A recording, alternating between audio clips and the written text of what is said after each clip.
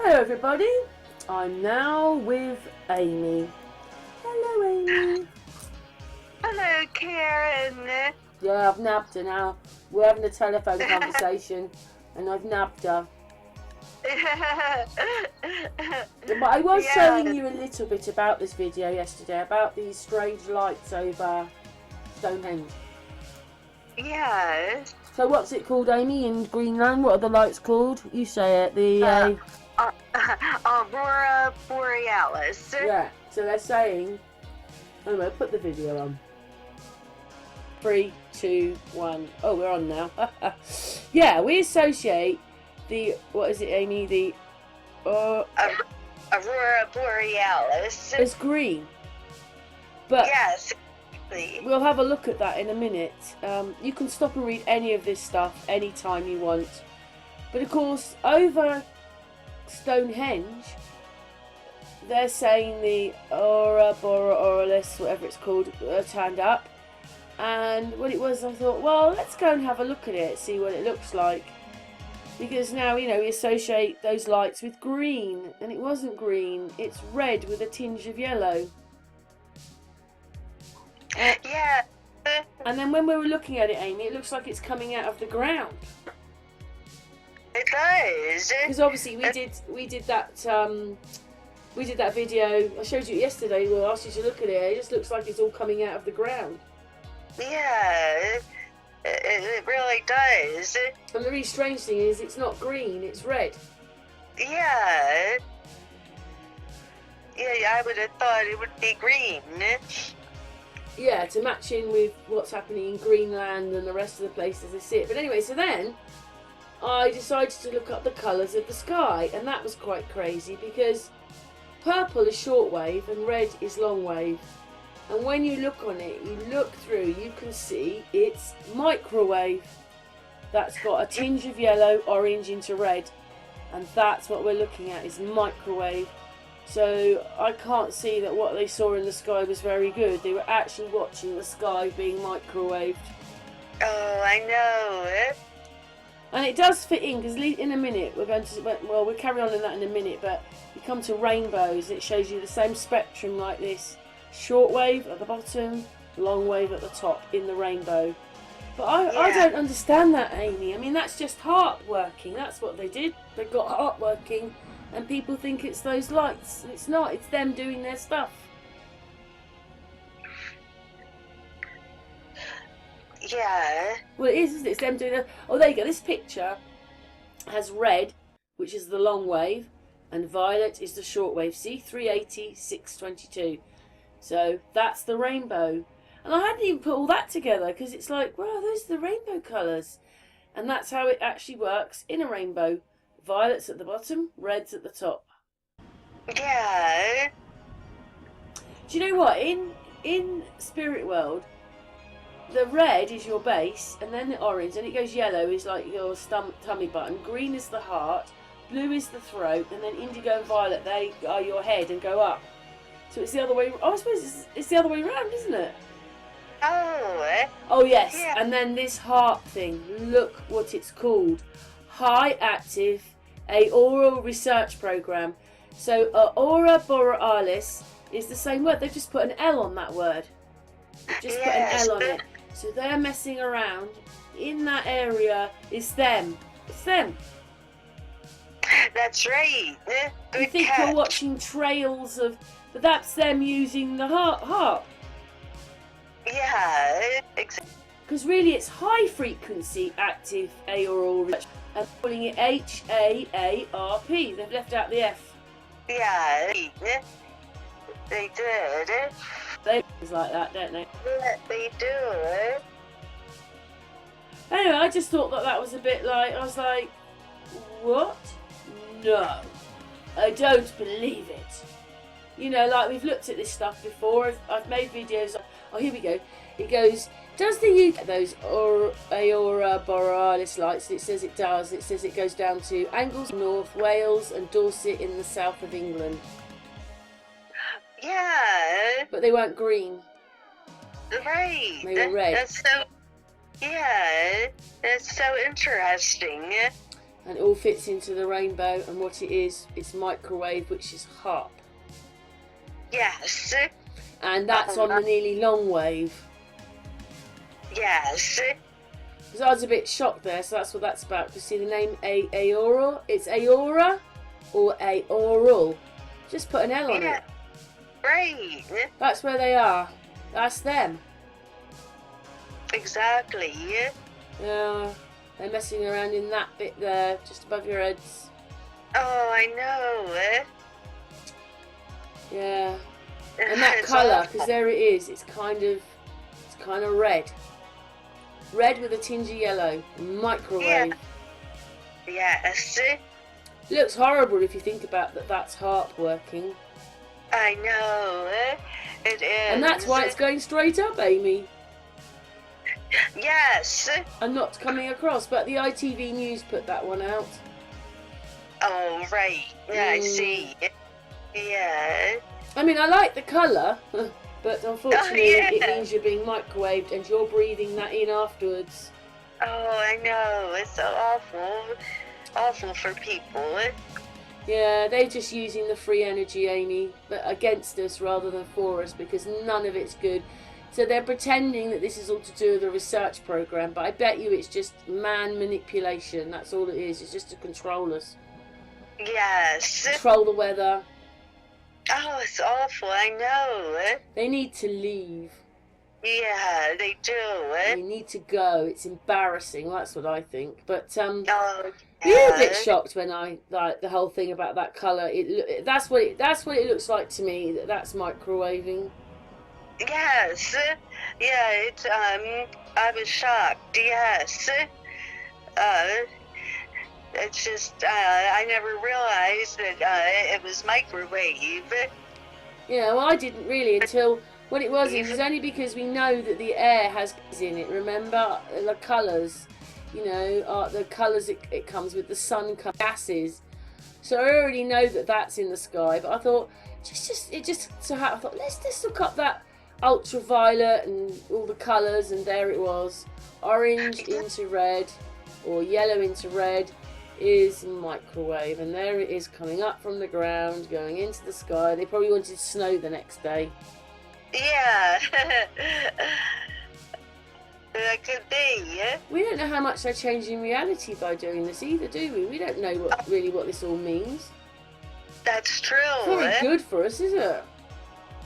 No. I'd rather, how can I pretend? I just think that's what it is. Yeah, I think so too.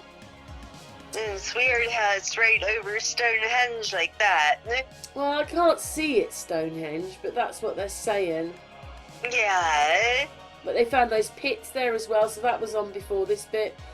I think it's all crazy, Amy, but the video's coming to an end now. Is there anything you want to say? Anything else you want to add? Oh, no, I think that's it.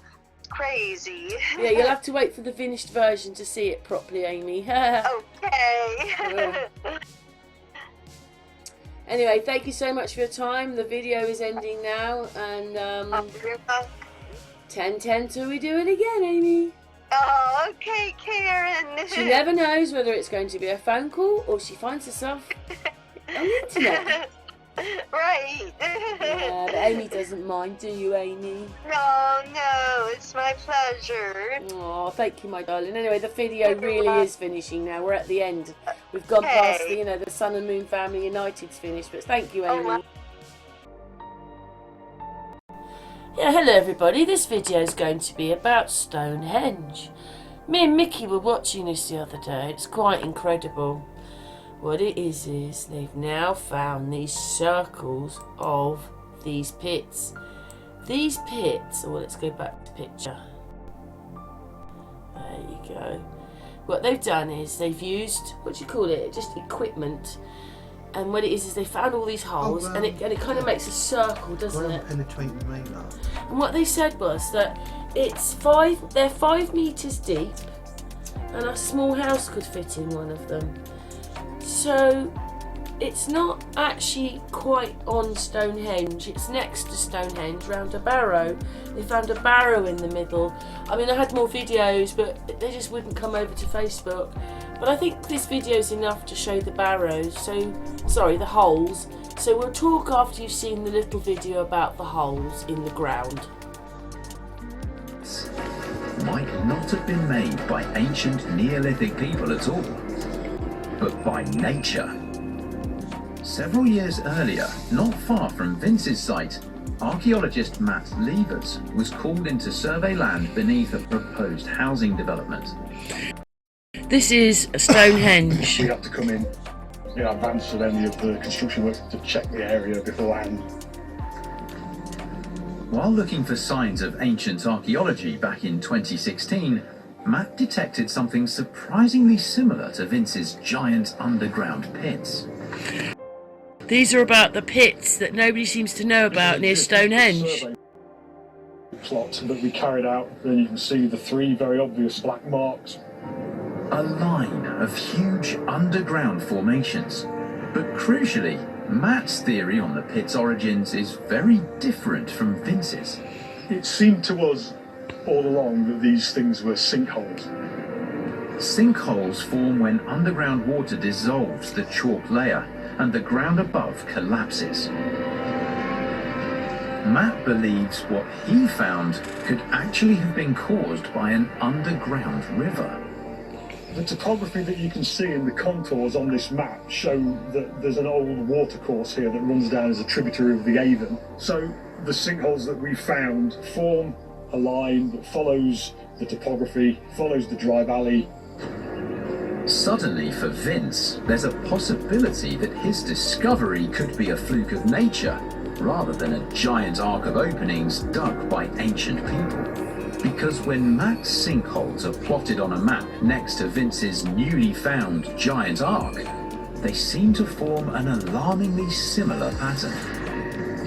But Vince thinks the features he's discovered are different. The majority of the features that we have located are not in dry valleys. They cross over ridges. These are not places that sinkholes would form naturally. But the only way to determine whether or not they're natural is to map the structures beneath the ground. The team returns to the first anomaly, Pit 1A. The initial magnetometry survey could only give an outline of the opening. So it's time for some more tech. To see deeper, they plan to use electricity to probe the hidden ground and create an entire 3D scan of the pit. I've put a whole line of electrodes through the center of the pit, and I'm injecting electricity into the ground. It should be able to map the sides and base of Pit 1A, revealing if it is something man-made or just another natural sinkhole. How low those clouds are. With all the data crunched, the team can find out if the electrical soil experiment has worked. Could this arc of pits really be the biggest find at Stonehenge in decades? What's your thoughts? It was a little bit interesting when we saw the video, wasn't it, Mickey? Like, I'd never heard of these holes near Stonehenge. Obviously, they've been hunting around for it. But later on in the bit you can't see, they said there was another barrow there, and they were around it. I mean, you could have thought maybe that was for catching animals. Yeah, to trap. And then more than likely, if they got so many going around, half the time they'd pick up the animals would drop into there and they'd capture them. Well, I know what you mean. They're like a capture pen, Well, I have thought there had to be a big animal to cover that over because they've got to fall into it. Do you think they were open then? Yeah, you can keep open pits. Animals will fall into them eventually. Break a leg when they fall. So what do you think the pits were for? Well, the thing was, they was on like a celestial. They were bending, weren't they? Like they're going half a circle. Well, it's a full circle. It goes like that, and the barrow's in the middle. Yeah, but where's the top part? kind of given the circles on the right and circles on the left of it. Yeah, because they haven't dug it all, have they? Yeah. But that's what Do they. you That's the reckon? bit they were showing. But do you reckon it'll do a whole circle if they find I it? don't know. Well, I'm just asking you. What do you think they were for? It could be yet again celestial. To stars and moon and that Is that sort what of you thing. think? Could well be. I've got Because I've got a wounded 'cause soldier I here, find that, everybody. You know, when you dig Mickey, wait a minute. Mickey's hurt his eye. He's Yeah. sitting there and he's looking at me with one eye just closed. about able to talk, I'm in a lot of pain, throbbing eye. He did something in my garden and this twig caught his eye. So he's going to go to the hospital tomorrow because he thinks that maybe he's going to lose his eye. Yeah, I'll give it to you anyway. No, but it hurts. One-eyed He's going to Jack. go and get it checked out to make sure there's not a bit of tree in there. Yeah, But as you do, you give it a couple of days. I think we it'll wear both off. picked up a cold. Anyway, back to this. They're That's both enough coughing. nonsense. Yeah, I just thought this was very interesting because all the research and all this trouble, you know, like they've got a military force around Stonehenge, and you wait all this time before they tell you, like it's probably about a quarter of a mile, maybe less than Away that. from it. 300 yards? No, 400 I think yards? it's longer than that. To that place? Yeah. It's only about a quarter of a mile. It's on the same map. Yeah, it's on the same side as well. Yeah, so they find all these holes in the ground. Yeah. It's new to us, isn't it? Well, I've never New heard of it discovery. before. No, Yeah, no, and neither. Marie Weekly never told me about these holes. No, exactly. But you know what? If you look at an aerial picture around Stonehenge, you can see there are other circles there. You see And this is another circle, so many fields across. Yeah. I just thought it was very interesting that these big holes appeared. So, anyway, so what's everybody's thoughts? Yeah. Well, in one of these clips that we saw, I loved the way they were digging them out. Remember, like antlers. Oh yes, we didn't record that bit. What it was is they brought this historian along, and she had an antler which had like, you know, once you actually take the end of it, it's a bit like having a pick. Yeah. But he said, well, it's okay for this bit here, Soft but what mud. about for when it's deeper and she Soft gets a mud. stone out and bangs it on top of the antler, and she thinks that that's hammer going and to chisel. separate the earth. Do you know something? When they were going to do the bypass in Didn't get Newbury, I protested, and what it was is they said that they wouldn't knock any of the trees down if the birds had started to, you know, to have their babies, which they had. They still knocked them down. But we went and protected one oak. It's called Middle Oak, and it's part of this whole thing around trying to stop the bypass. And what happened was, as we started to dig, we got about 3 or 4 inches down, and it turned into flint, and we couldn't get any deeper than that. So, okay, they've picked a good area to dig their holes, but it can't all just be sludge to dig out. You probably had flints and things, which would have been really difficult. So an antler's not really going to help, is it? And she was trying to show you with an antler, but it was all ridiculous, wasn't it? Nicky? It's just a joke. Got these perfect round circles. Yeah. Anyway, By an antler. has anybody heard of these circles next to Stonehenge? Anyway, what's your thoughts? Anything else to say, Mickey? Nah, what's your thoughts?